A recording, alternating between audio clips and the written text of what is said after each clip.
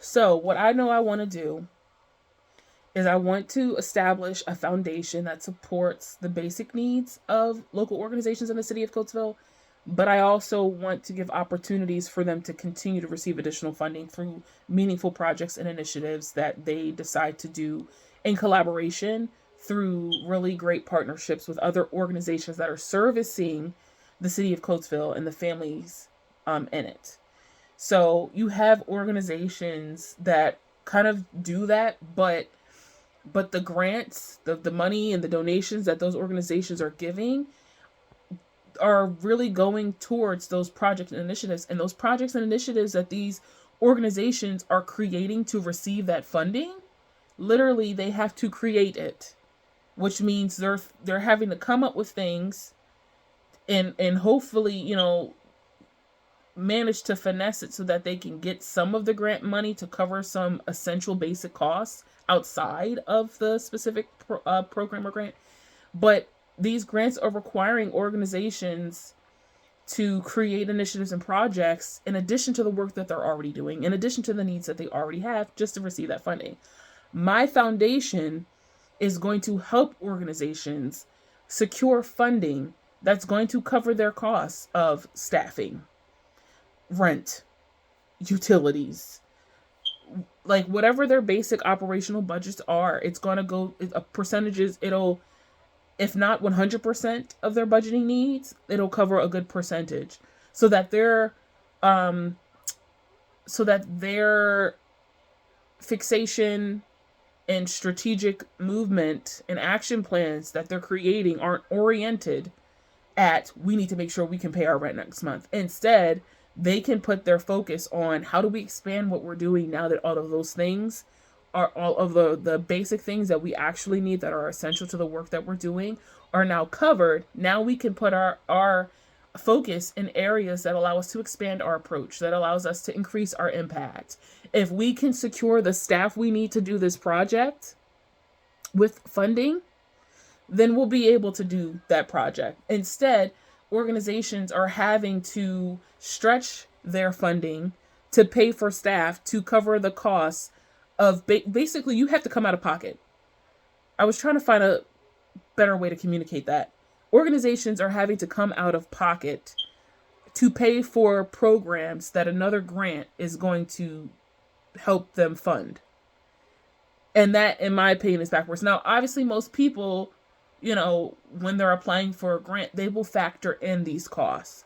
So the overall budgetary needs would include, salaries and things like that. But sometimes you can't always finagle that. Sometimes you really, the grants that they receive or the donations or whatever that they receive are so specific that you might be able to be a little bit creative in how you get that money, that grant, to cover the cost of like staffing and your rent and stuff like that. And then sometimes you're not. And then also, like, with those projects or those initiatives, 9 times out of 10, it's a one-time thing, and it's not long-term, and it's like, oh, a couple weeks or it's a couple months. But it's so once that grant period is done, you basically are on the lookout for additional grants. And obviously, if your organization can afford to have a development director and who's also a grant writer to do that, then you'll be in better hands than an organization that does not. But I'm going to create a foundation that allows organizations to focus on expanding and increasing the amazing work that they're already doing by securing the basic needs that they have in their organization, to make sure that the amazing work they want to do can be done by the amazing people that they hire.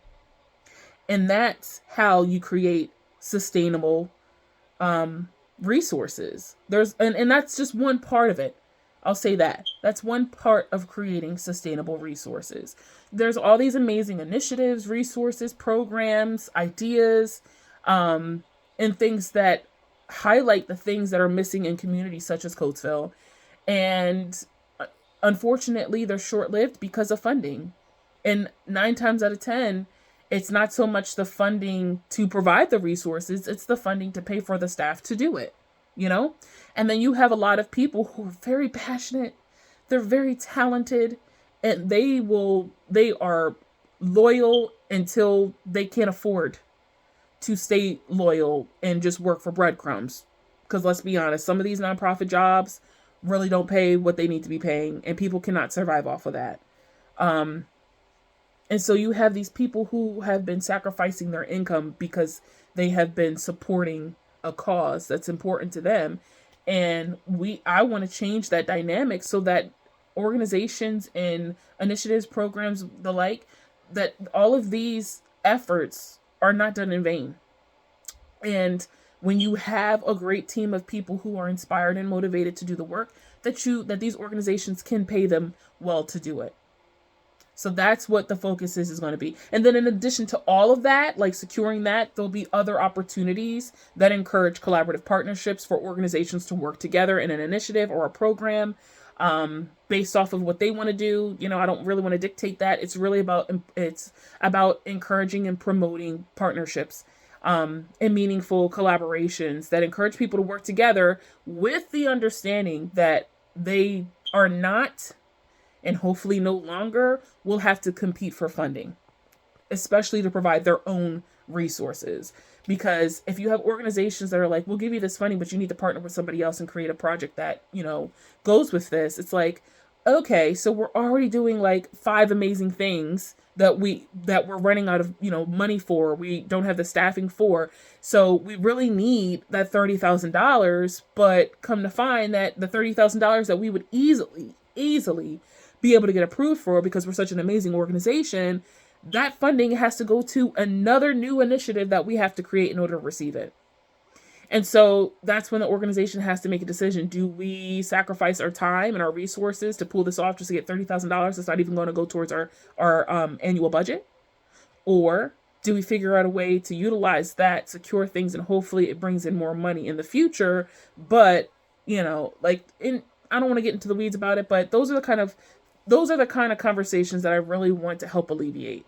Yes, it forces people to think strategically, but honestly, we've been forced to have to think strategically based off of lack for so long. Imagine what we could accomplish if we were able to make decisions and create impact based off of abundance. That would be epic.